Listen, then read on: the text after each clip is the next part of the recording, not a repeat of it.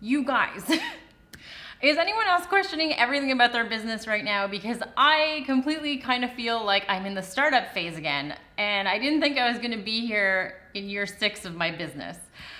So the US is opening up, events are happening. I'm hearing this from all of my colleagues in the US that they're booking events and they're booking stuff for the months to come. Like everything's starting to come back to life. But it's not business as usual anymore. It's a completely new world out there, and it has me questioning everything. So lately we've been thinking about all of the different things we need to change, and we did the one video about all the things we're changing about our attended booths, and I will link that if you haven't seen that. But now I'm wondering about my contract. My name is Catalina, and I am the owner of Modern Photobooth Company, and this is the Photobooth Supply Co. YouTube channel where we talk about everything photobooth business related. Today we're going to talk about contracts and COVID and how you need to change your contract in order to do events right now. Disclaimer time, I am not a lawyer. I could not sit through that much school if my life depended on it. And I have a terrible memory. So the information I am giving you guys today is information that I have gathered for myself, for my business, and it is a starting off point for you to then go and contact your lawyer or attorney to make sure that your contract is in compliance and has the appropriate clauses. This is just a discussion point, guys, so just remember that this is not legal advice. So 2 months ago, the big it word was force majeure. But I'm pretty sure none of us actually know what that means. So how many of you guys actually ran to your contract to see if you even had it in there? I know I did. I'm gonna read you the definition that my lawyer gave me as to what a force majeure clause is, and I'm gonna read this word for word.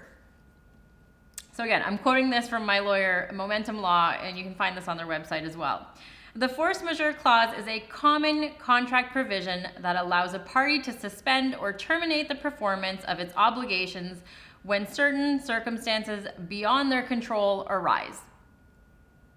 At the end of the day, this clause was really important because it defined whether or not, as a company, you legally had to return the money that had already been paid to you, whether that was a retainer, payment, full payment, partial payment, whatever it was, it all depended on this clause.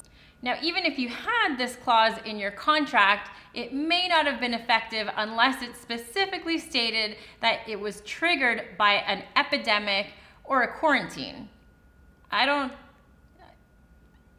think any of us saw this coming. This is why it's also very important to have a lawyer write these kinds of things and not just copy and paste one off the internet. Now you're probably wondering if it's too late to add this clause into your contract, and it's not. Let's be honest. There is a very real chance that a second wave could come and we could find ourselves in the same situation until they find a vaccine for coronavirus.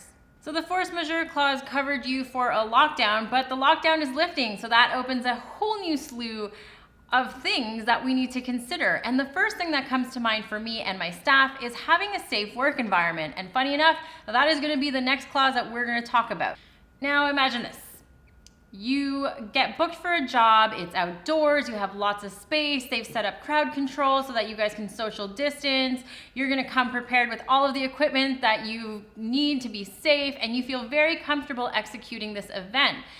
Only to arrive and find out that you're crammed into this small building, there's way more people than should be legally allowed, and you don't feel comfortable actually being here and doing your event, or maybe even your staff don't feel comfortable being there because they feel that they might be in danger of being contaminated due to the situation. So this is where a safe work environment clause could help you out should you walk away from the job and not actually complete the contract. Of course, there are other things you're likely going to have to do, like record what happened, maybe take pictures. That's a whole lot of stuff that maybe you should talk to your lawyer about. But having a clause in there that states that they have to be presented, or you have to be presented with a safe work environment, will outline all of the details as to what that entails and what the repercussions are should it not happen.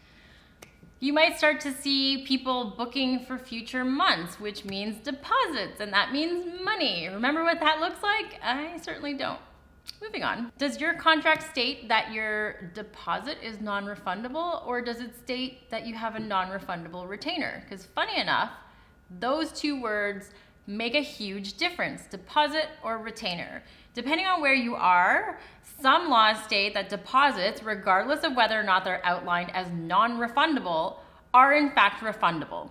So you need to get a lawyer and have them draft something up that is in line with your area's legal terms, but also will make sure that any money that you take is going to be retained by you should this happen again.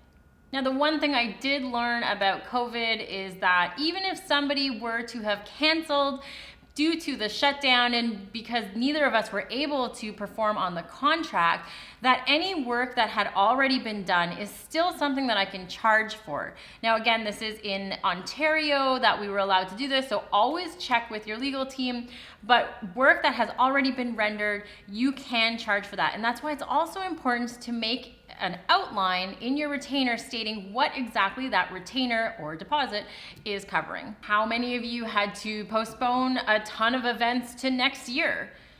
I know we did. We've pretty much rebooked everything up until September right now. Now, our original contract did actually have a cancellation or rebooking clause, but it stated that you could only book an event within the next 60 days from your original event date. You had to give us 30 days notice. And obviously that clause is complete garbage right now because everybody is booking into 2021. The number one question we get from people who are inquiring with us is what's gonna happen if this happens again? If I pay my deposit now, what happens? So now you need to look at this and outline it in your contract. What would happen if COVID happens again? There's a lockdown, someone's paid for their photo booth deposit, and they want to know whether or not they can reschedule to next year, keep the same pricing, does it transfer over? What's going to happen? These are things you need to think about, and you need to put them in writing with your lawyer. But who is super excited for 2021 events? Because I have never been so booked up a year in advance in my entire life. I wonder if I can just sleep all the way to 2021. For those of you who are about to venture out into that big scary world with your photo booth, there is maybe one more thing that you should consider looking at with your lawyer, and that is a COVID liability waiver. Basically what that is a waiver that says that your client will not sue you for any damages that might be caused out of COVID spread due to your services.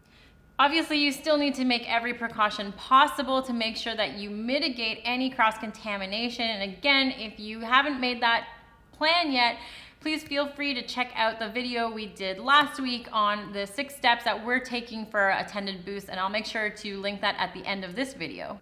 Of course, there's going to be other clauses that you should probably be looking at, and this is also why you should contact a lawyer to review your contract. If I do happen to find anything else that I find along my own travels, I will make sure to update this video or maybe even create a second video. But if you guys found this information to be helpful, please do me a favor and subscribe below and maybe even give it a little bit of a like. And as always, if there's anything you would like me to cover, hit me up in the comments. Thank you so much, guys, and safe boothing.